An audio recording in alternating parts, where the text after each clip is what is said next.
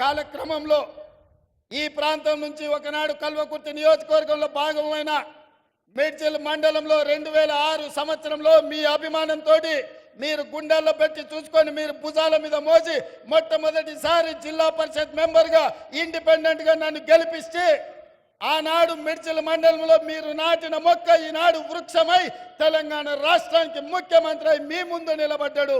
ఈ కల్వకుర్తి ప్రాంతం నుంచే మీ బిడ్డ ఈరోజు ఈ తెలంగాణ రాష్ట్రానికి ముఖ్యమంత్రి అయింది.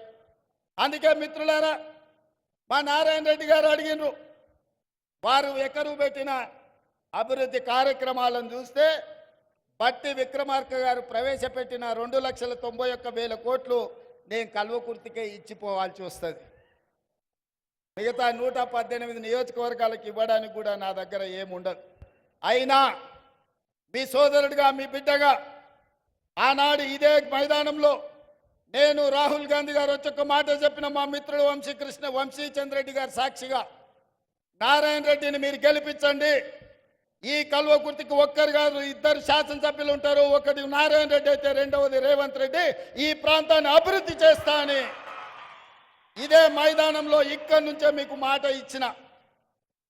ఒక్కసారి కాంగ్రెస్ పార్టీ మాట ఇస్తే మాట నిలబెట్టుకోవడానికి ఎంత దూరమైనా వెళ్తుంది.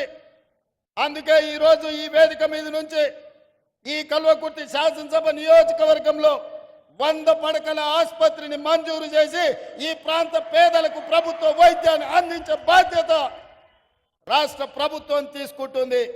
అదేవిధంగా R&B రోడ్ల కోసం నారాయణ రెడ్డి గారు అడిగినరు, రోడ్ల వివరాలు మళ్ళీ ఇస్తా. 180 కోట్ల రూపాయలతోటి R&B గెస్ట్ హౌస్తో పాటు R&B రోడ్ల 180 కోట్ల రూపాయలు ఇవాళ ఈ కల్వకుర్తి శాసనసభ నియోజకవర్గానికి మంజూరు చేస్తామని చెప్పి నేను ఈ సందర్భంగా తెలియజేస్తున్నా.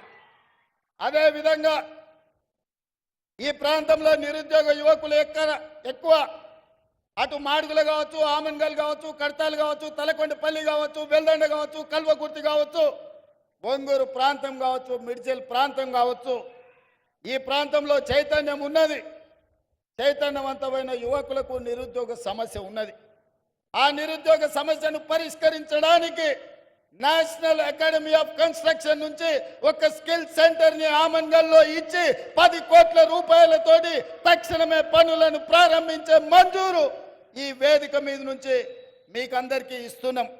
అదేవిధంగా ఆమన్గల్లో డిగ్రీ కాలేజ్ బిల్డింగ్ లేదు, జూనియర్ కాలేజ్ బిల్డింగ్ లేదని మా శాసనసభ్యులు చెప్పినారు. దానికి ఎంత ఖర్చు అయినా తక్షణమే వాటికి మంజూరు చేసే బాధ్యత ఈ ప్రభుత్వం తీసుకుంటుంది అని చెప్పి నేను ఈ సందర్భంగా తెలియజేస్తున్నా.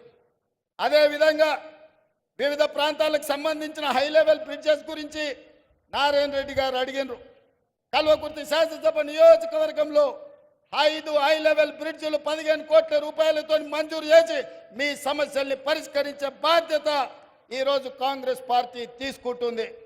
అదేవిధంగా మాడుగుల మండలం జైపాల్ రెడ్డి గారి సొంత గ్రామం.